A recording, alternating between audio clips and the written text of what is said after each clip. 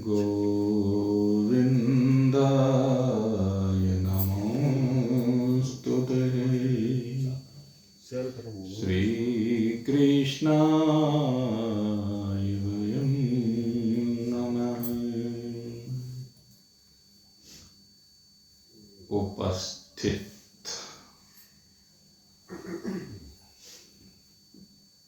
समता की स्थिति को धीरे धीरे प्राप्त करते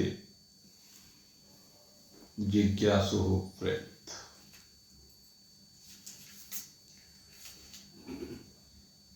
ये समता की स्थिति है जिसमें बुद्धि सुकृत और दुष्कृत दोनों ही सीमाओं से अपने आप को बाहर निकाल लेती है।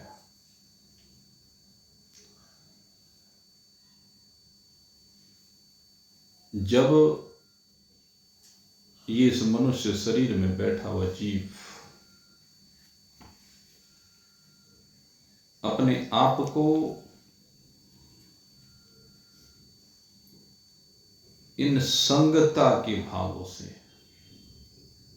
विरहित कर लेता है तो जगत में उसकी आसक्ति समाप्त हो जाती है और निष्कामता के कारण फिर कर्म फल को उत्पन्न करने वाले नहीं रहते हैं। और जब कर्म के फल का संग छूट जाता है तो यह जीव जन्म और मरण के बंध से बाहर निकलकर अनामय पद को प्राप्त हो जाता है। आज भगवान हमें इस ओर लेकर के चलना चाह रहे हैं। कर्मजम बुद्धि युक्ता ही फलम त्यक्त्वा मनीषिणः जन्म बंध विनिर्मुक्ताः पदं गच्छन्ति अनामयम्।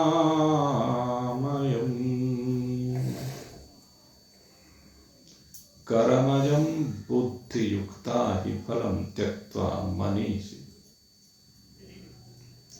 सबसे पहले यहां निष्कामता के ऊपर बल दिया गया है। जैसा कि आप जानते हैं संसार में भगवान ने नियम बनाया है। कर्म प्रधान विश्व कर राखा जो जस करहि सो तस फल चाखा। ये जीव जैसा जैसा कर्म करता है वैसा वैसा फल ही इसको प्राप्त होता है।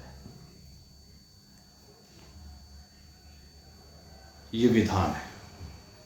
लेकिन कहते हैं जब सकाम भाव से कर्म किया जाता है तभी तो फल होता है। और जब सकामता का परित्याग करके निष्कामता में यह जीव आ जाता है तो कहते हैं कि फिर तो फल उत्पन्न नहीं होता। असंगता के कारण, अनासक्ति के कारण, चिपकाव ना कहने के कारण फिर फल उत्पन्न नहीं होता। तो यहां पर एक शंका को रखा गया।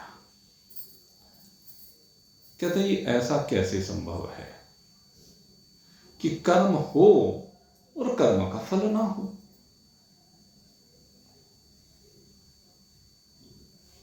कहते हैं जिस प्रकार से किसान होता है वो किसान खेत में बीज बोता है और खेत में जब बीज बोया जाता है उसका भाव सकाम होता है अधिकांश। तो सकाम भाव होने के कारण से बोया गया बीज कुछ समय के उपरांत फलीभूत होता है, और जो बीज बोया गया वो एक से अनेक होकर के फल को प्रदान करता है। संसार में कोई भी कार्य किया जाए तो उसका फल इसी प्रकार से प्राप्त होता है। जैसे कोई व्यापारी कोई भी व्यापार करे तो व्यापार करने पर उसका धन निरंतर वृद्धि को प्राप्त होता है, एक का अनेक होना प्रारंभ हो जाता है। तो यहां पर एक शंका रखी गई कि जब कर्म का फल मिलता है और अगर यदि किसान ने निष्काम भाव से बीज को बोया, तुलसी अपने राम को, तुलसी अपने राम को, रीझ भजो चाहे खीर। कहते हैं तुलसी दास जी कि आप राम जी को भज रहे हैं,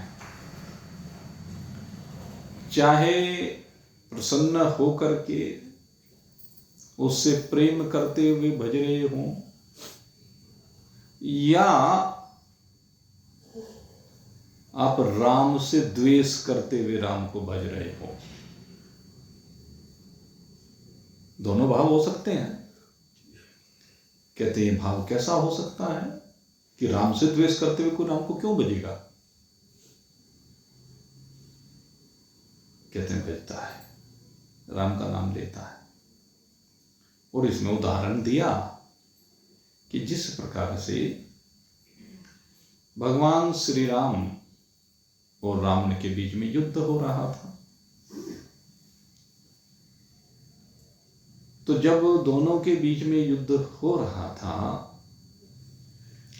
तो जो वानर पक्ष है, राम जी के पक्ष में जो युद्ध कर रहा है, वो जय श्री राम का जयकारा कर रहा है।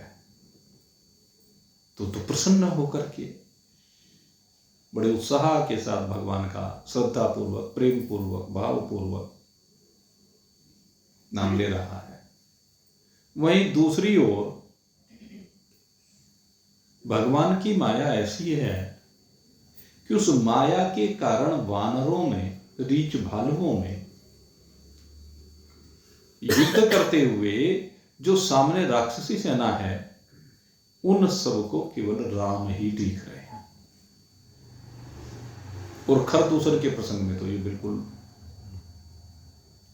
स्पष्ट गोस्वामी जी महाराज ने लिखा ही है कि भगवान ने जो मायावी बाण, योग माया से प्रेरित होकर के सम्मोहन शक्ति से संयुक्त मोहिनी विद्या का प्रयोग करते हुए वो बाण छोड़ा तो सभी सैनिकों को सब में राम ही दिखने लगे। और जब सब में राम दिखने लगे तो उन्होंने, थोड़ा डिफरेंस है दोनों में, एक चीज का ध्यान यहां पर करना पड़ेगा। खर और दूषण के सैनिकों ने सब में राम को देखा तो उन्हें अपने सामने राम दिख रहा है, वे राम के साथ युद्ध करते हुए आपस में लड़ लड़ करके मर गए। लेकिन जो रावण की सेना है, उसमें रावण की सेना में जितने भी राक्षस हैं उनको वानरों में राम दिख रहे हैं, रीछ भालुओं में राम दिख रहे हैं। इसलिए वो कहते हैं राम को मारो, राम को मारो, राम को मारो। में सब मारने वाले भाव से, द्वेष करने वाले भाव से, विद्वेष के भाव से द्रोह के भाव से राम के साथ युद्ध कर रहे हैं और बार बार राम का नाम लेते हुए राम को प्राप्त हो जाते हैं, क्योंकि यम यम वापि स्मरण भावम त्यजतन्ते कलेवरम तम तमेविति कौन्तेय सदा तद भाव भावित। जिन जिन भावों का स्मरण करते हुए जीव यहां से जाता है तो उन्हीं को प्राप्त हो जाता है। वे राम राम करते हुए अपने शरीर का परित्याग कर रहे हैं तो राम को ही प्राप्त होते जा रहे हैं, कह रहे हैं।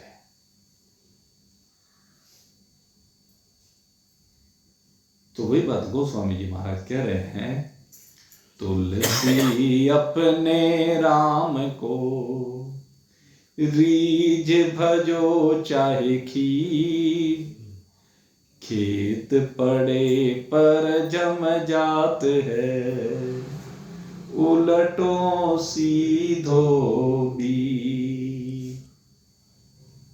खेत पड़े पर जम जात है उलटो सीधो बीज।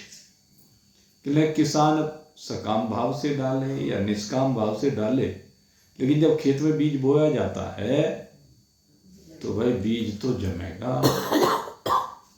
वो तो एक का नेक होके मिलेगा। वे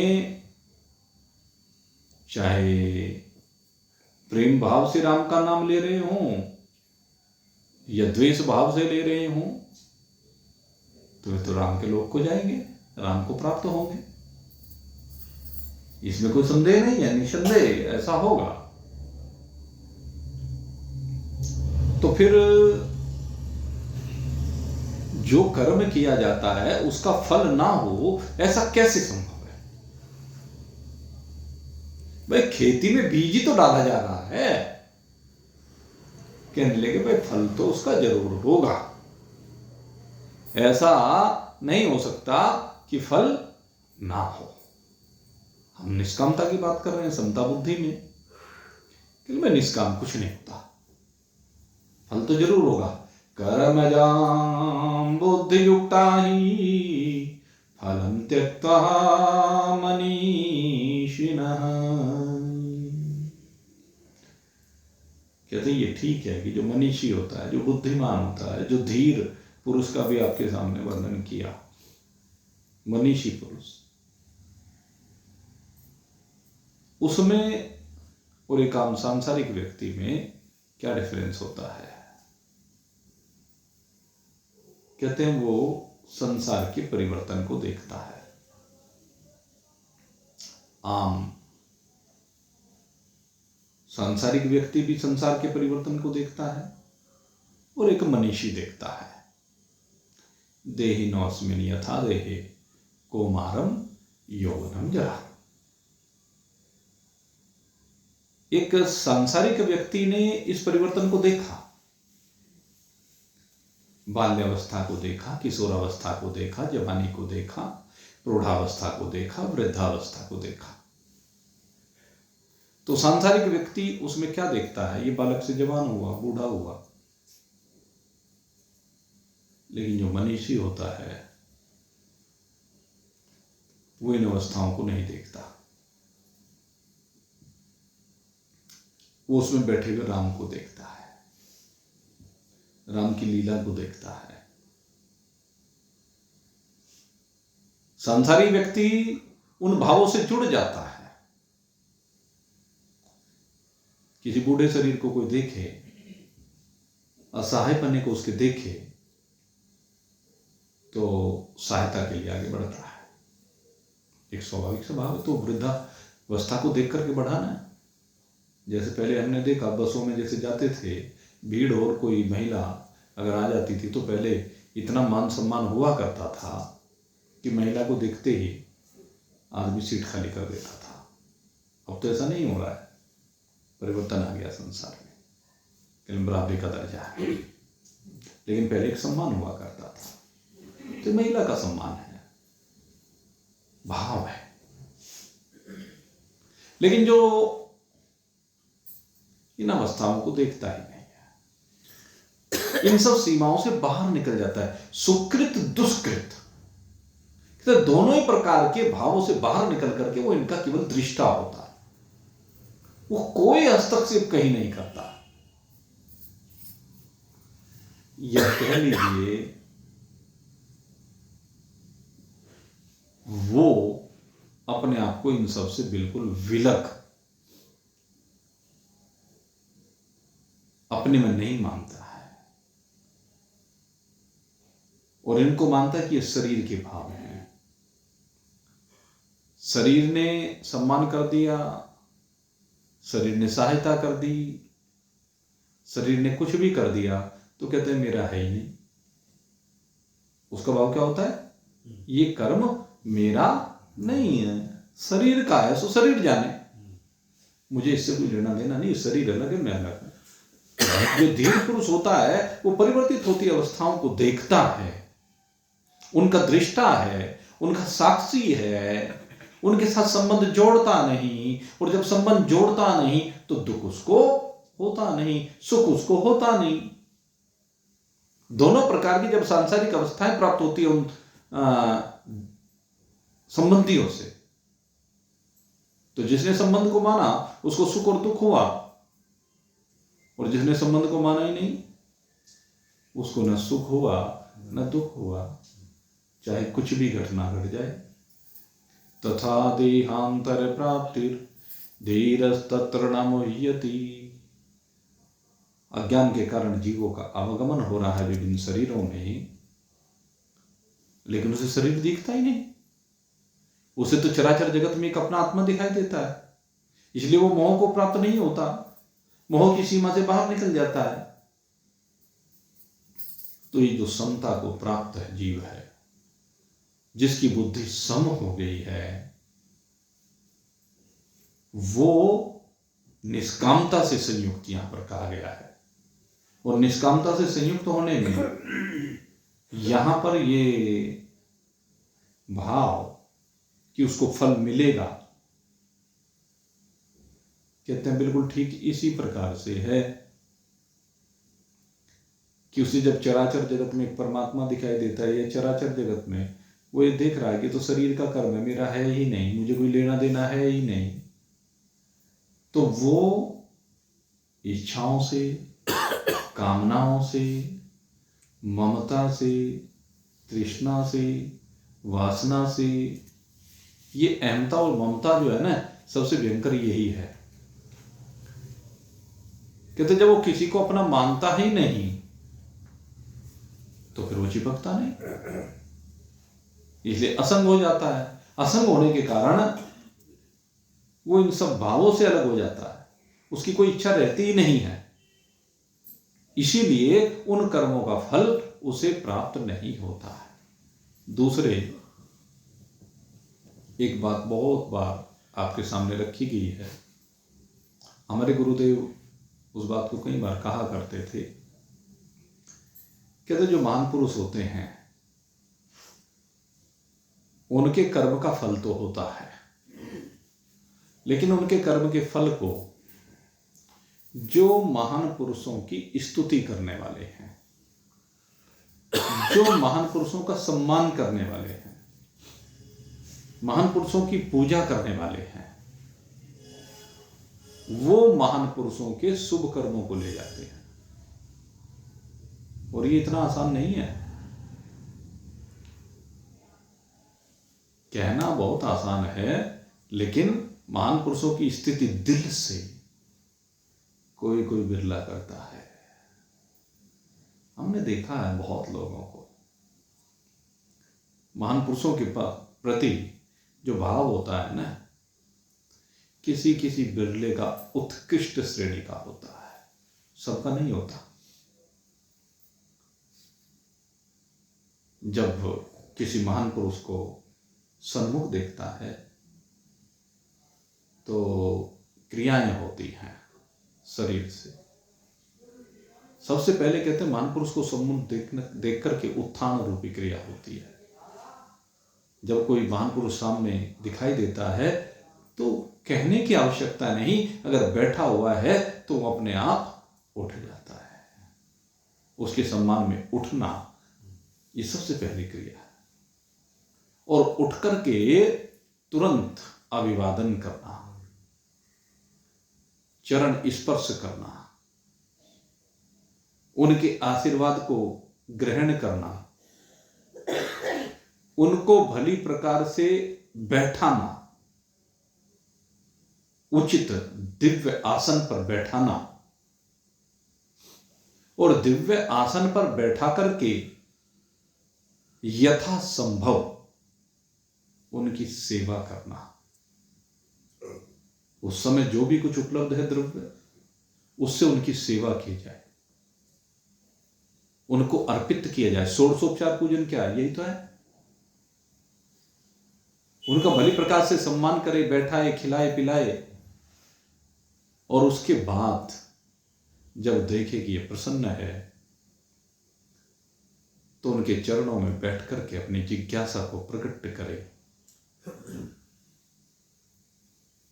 जब महान पुरुष किसी के पास आए और उससे अगर कोई लाभ ना उठाया जाए तो क्या फायदा है? उनसे लाभ उठाना चाहिए, जिज्ञासा प्रकट करनी चाहिए, अपने कल्याण के लिए उनसे कुछ पूछना चाहिए।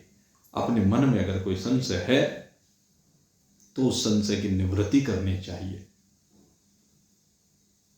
तो इस प्रकार से महान पुरुषों का जो सम्मान है, फिर उनको प्रयास करना चाहिए कि अधिक से अधिक अपने पास रोकें, और अधिक से अधिक रोकने के बाद भी जब वो आग्रह करें कई बार जाने के लिए, तो सम्मान पूर्वक उनको विदा करें। ये महान पुरुषों के प्रति सम्मान का भाव होता है, जो कहीं कहीं दृष्टिगोचर होते हैं, और जहां जहां ये दृष्टिगोचर होता है वही महान पुरुषों के शुभ कर्मों को ले जाते हैं, उनके फल को ले जाते हैं। वो फलते हैं, फूलते हैं, ज्ञान को प्राप्त करते हैं, असंगता को प्राप्त होते हैं, और दूसरे उनसे द्वेष करने वाले होते हैं, महान पुरुषों की निंदा करने वाले होते हैं। महान पुरुषों को भी लोग बकसते नहीं है। महान पुरुषों के ऊपर भी पता नहीं क्या क्या आरोप लगा दें, महान पुरुषों को भी नहीं जाने क्या क्या कहते, और वो किस लिए कहते हैं? अपने स्वार्थ के वशीभूत होकर के, और कुछ नहीं। अरे भाई वो तो अपने जानने वालों को प्रसाद देते हैं,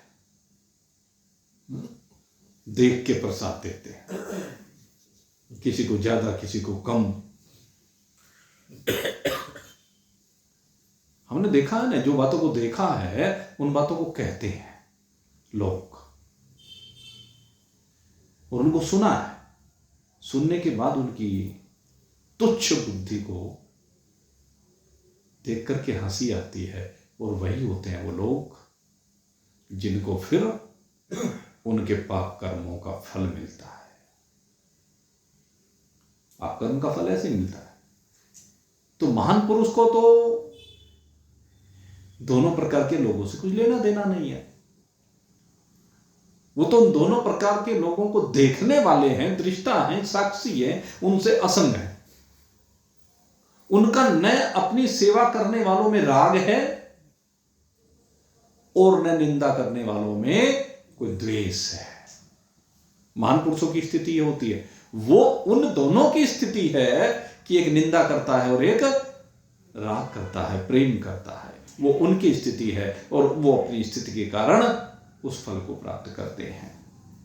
उसको ये भी कहा जा सकता है अपने कर्म के कारण वो फल को प्राप्त करते हैं।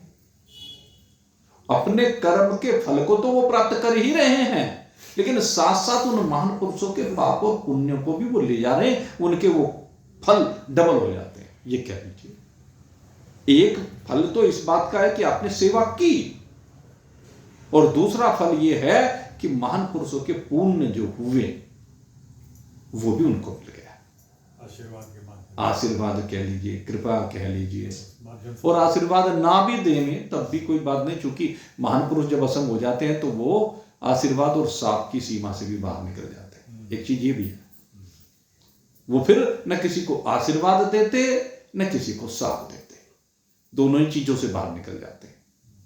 जो समता योग में स्थित हैं तो वो स्वभावतः ईश्वरीय व्यवस्था है ये, कि उनके पाप और पुण्य का फल, पाप और पुण्य कर्मों का फल इस प्रकार से दोनों प्रकार के जीव ले जाते हैं। तो ये हुआ कर्मजं बुद्धियुक्ता ही फलम त्यक्त्वा मनीषी ने। तो इस प्रकार से महान पुरुषों के जो कर्म हैं, मनीषियों के जो कर्म हैं, समता संयुक्त बुद्धि वालों के जो कर्म हैं, वो इस प्रकार से उनको फल की प्राप्ति कराने वाले नहीं होते। उनका फल तो होता है, ऐसा नहीं कि फल नहीं हुआ। दूसरे शास्त्र ने एक बात और कही,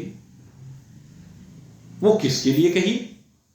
आपको हमने कई बार उस बात की चर्चा की है कि निष्काम भाव से जो कर्म करता है उससे उसका अंतःकरण शुद्ध हो जाता है। लेकिन ये बात मैं साधकों के लिए कहता हूं, ये मनीषियों के लिए नहीं है, समता बुद्धि वालों के लिए नहीं है। नहीं तो आरंभ में ये बात मैं कह देता कि निष्काम कर्म करने वालों का जब असंग भाव होता है, कोई फल की इच्छा नहीं होती है, तो उससे उनका अंतःकरण स्वच्छ होता है। लेकिन जो मनीषी हैं उनका अंतःकरण तो पहले ही निर्मल हो चुका है, अब उनको और धुलाई की आवश्यकता नहीं रह गई है। जो पूरी तरह से धुल चुका है उसी के लिए समता बुद्धि की बात की जा रही। वही तो सुकृत दुष्कृत दोनों से बाहर है, वही पाप पुण्य धर्म धर्म लाभ हानि जय पराजय मान अपमान से बाहर है। तो उसके ऊपर यह नियम लागू नहीं होता। उसके ऊपर हमारे गुरुदेव ने जो ये संदेश दिया कि उसके पाप कर्मों को निंदा करने वाला और पुण्य कर्मों को उनसे प्रेम करने वाला, उनकी स्तुति करने वाला ले जाता है, ये नियम लागू होता है। वो निर्मलता वाला नियम नहीं। निर्मलता तो स्वाभाविक है, उसका भाव तो बिल्कुल शुद्ध है, वो तो धुल करके पहले ही शुद्ध हो चुका है। धूली धूसर गात्राणि धूत चित्तो निरामय, धूली धूसर गात्राणि धूत चित्तो निरामय, ध्यान धारण विनिर्मुक्तो द्वकारम तस्य लक्षणम। कैसा है वो? अवधूत है, जो धुला हुआ है। शरीर पर भले ही गंदगी पड़ी हुई हो, धूली धूसर गात्राणि, उसके शरीर पर कितनी धूल क्यों ना जमी हो, जैसे सुखदेव जी के शरीर पर। कहते सुखदेव जी जब आए सुख तीर्थ की पवित्र पावन भूमि पर, तो उनके स्वरूप का जो वर्णन किया गया उसमें कहा कि शरीर पर धूल पड़ी हुई है, दिगंबर हैं, बाल बिखरे पड़े हैं, बावरों जैसे लग रहे हैं। इसलिए बालक और औरतें उनके पीछे पीछे खिल्ली उड़ाते हुए, मखौल उड़ाते हुए उनके पीछे पीछे जा रहे। वो तो जब मनीषियों ने देखा उनको और देख करके उठ उठ करके बड़े बड़े ऋषि मुनियों ने उनको प्रणाम करना शुरू किया, तो अंदर छिपा हुआ तेज उनको दिखाई दिया। तब उन स्त्रियों को, बालकों को समझ में आया कि ये तो कोई अवधूत है। उस समय उन्होंने अपने तेज को बाहर प्रकट नहीं किया हुआ था। तेज प्रकट होता है उन मनीषियों के बीच में, उन साधकों के बीच में। आम जनता के बीच में तेज प्रकट नहीं होता महापुरुषों का, क्योंकि आम जनता के पास वो आंखें नहीं होती हैं, आम जनता को दिखाई नहीं देते हैं उस तरह से। आम जनता को तो अपने जैसे दिखाई देते हैं। भगवान ने यही कहा है कि आम जनों के बीच में तो ऐसा ही होना चाहिए। अपने ज्ञान को केवल साधकों के बीच में प्रकट करना चाहिए, साधकों के सन्मुख की चर्चा करनी चाहिए। यूं नहीं कि कोई भी आया लग गए हम तो अपना आत्मज्ञान बखारने। अगर दुकान पे कोई भी आया बस शुरू कर दिया टेप रिकॉर्ड। टेप रिकॉर्ड शुरू करने की आवश्यकता नहीं है भाई। वो टेप रिकॉर्ड तो तभी ऑन होना चाहिए जब सामने कोई जिज्ञासु हो। जब तक कोई जिज्ञासु ना हो तो आप यूं ही बजाते रहो टेप रिकॉर्ड को, तो व्यर्थ में आप अपनी वाणी को भी कष्ट दे रहे हो। चिकने घड़े के ऊपर आप पानी को डाले तो क्या होगा?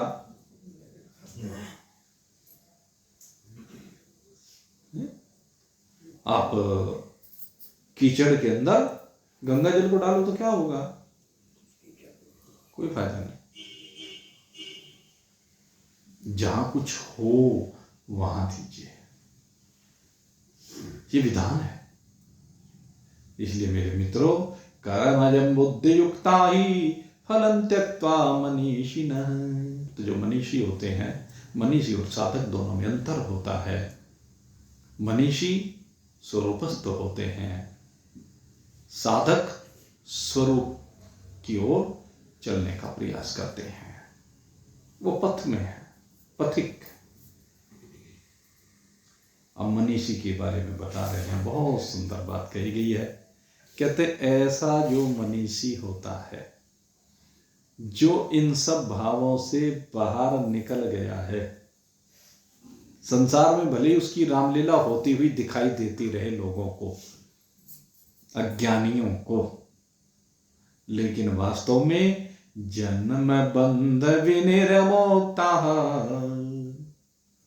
उसकी स्थिति क्या होती है? ऐसा समता में स्थित, वो जन्म और मरण के बंधन से विनिर्मुक्त हो जाता है, क्योंकि वो तीनों गुणों की सीमा से बाहर निकल जाता है। यद्यपि कई जगह पर भगवान ने गीता जी में जो सतोगुण है, उस सतोगुण को भी अनामय कहा, निर्मल कहा। कई जगह पर ऐसा वर्णन आता है, लेकिन कहते हैं ये सतोगुण अनामय किसके लिए है? साधकों के लिए, मनीषियों के लिए नहीं। मनीषियों के लिए सतोगुण भी आमय है, रोग है, विकार है।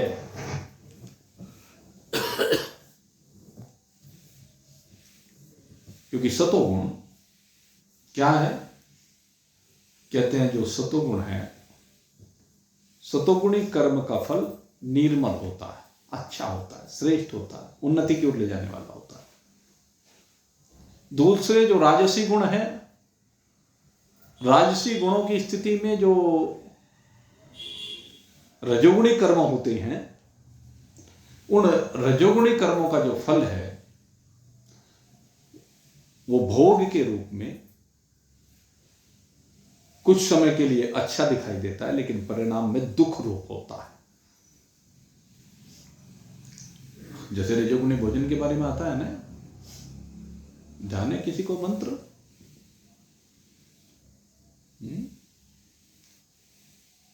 रजोगुणी भोजन में क्या क्या आता है?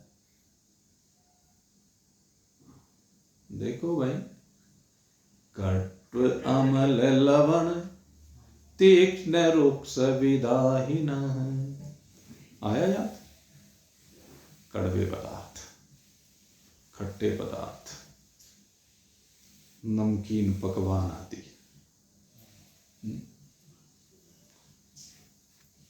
रूखे पदार्थ, शरीर को दहा करने वाले मिर्च मसालों से संयुक्त पदार्थ।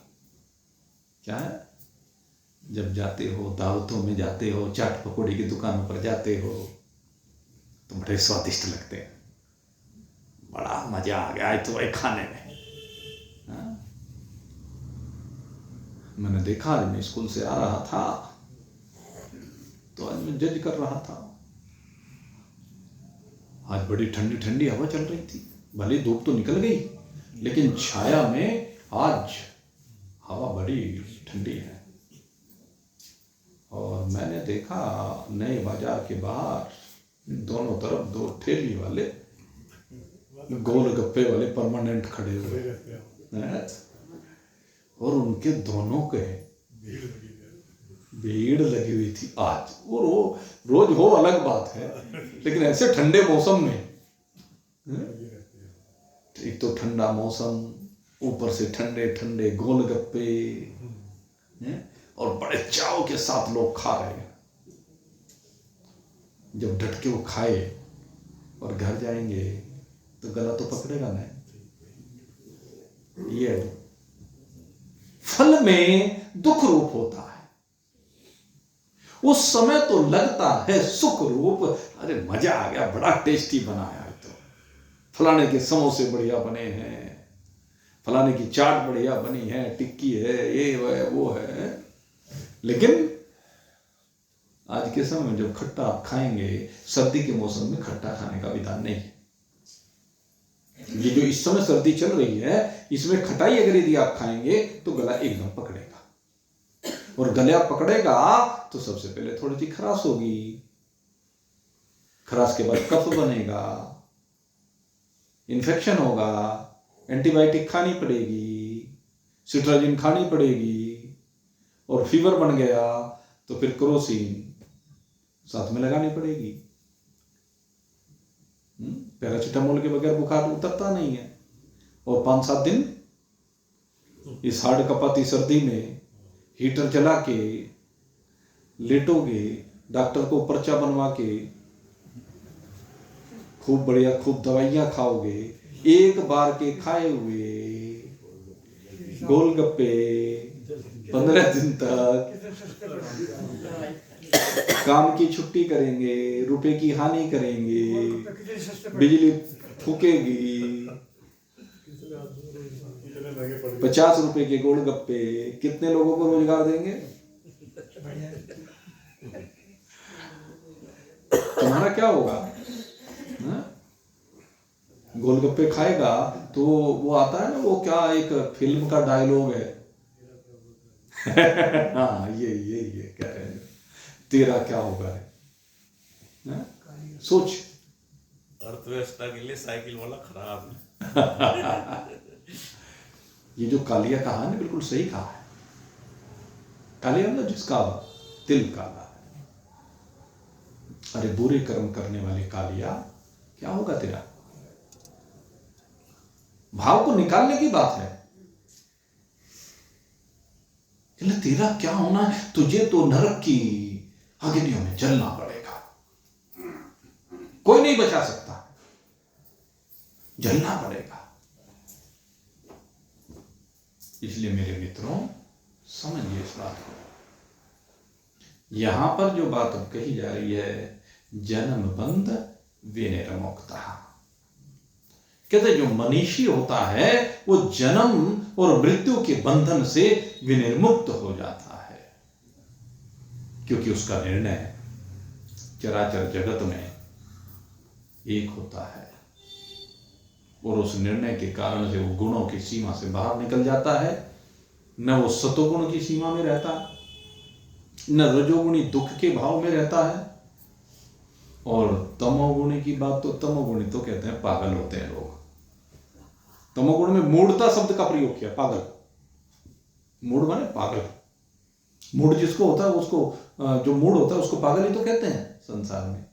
भगवान ने कहा कि तामसी कर्मों का फल मूढ़ता है, मूर्खता है, पागलपन है।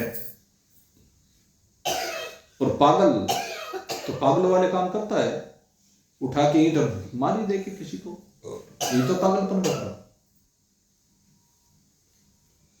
और इसलिए पागलों की बात का कोई भला बुरा भी नहीं मानता, कि नहीं तो पागल है, इसकी तो और कोई देखता ही नहीं। तो 3 प्रकार का गुणों का फल होता है,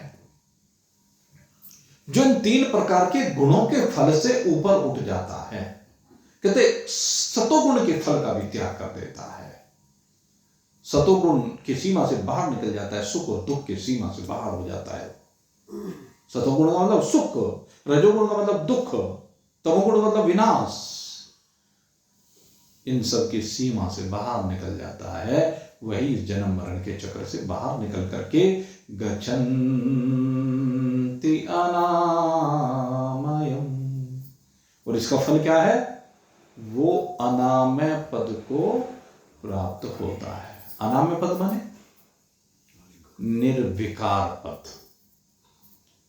आमय का मतलब होता है रोग, मामय का मतलब होता है विकार, और जो विकारों से बाहर निकल जाता है वो अनामय पद को प्राप्त हो जाता है। और ये जो अनामय पद है, इसके 3 स्टेप हैं, और ये 3 स्टेप हैं। पहला स्टेप है ज्ञान का होना, दूसरा स्टेप है इसमें गमन करना, और तीसरा स्टेप है प्राप्त होना। ये तीनों आध्यात्मिक बातें। और भाई फिर वही बात आती है, समय तो अपनी गति से आगे बढ़ता है, इसलिए आज समय की सीमा को यहीं पर दृष्टिगत रखते हुए आज के सत्संग को विश्राम की ओर ले जा रहे हैं। कल फिर आपके सामने इस विषय को आगे बढ़ाएंगे, और ये जो गच्छन्ति अनामय पद है उसकी चर्चा कल करेंगे थोड़े से विस्तार के साथ, क्योंकि यह मोक्ष है, इसी का नाम मोक्ष है। तो ये समता के द्वारा कैसे मोक्ष प्राप्त होता है, इस चर्चा को कल आपके सामने रखेंगे। आज यहीं पर अब विश्राम देते हैं। बोलिए सच्चिदानंद भगवान की जय, मोर मुकुट बंसी वाले की, श्यावर रामचंद्र भगवान की, उमापति महादेव की, पवन सुत हनुमान की, बोलो भाई सब संतन की जय, बोलो भाई सब भगतन की जय जय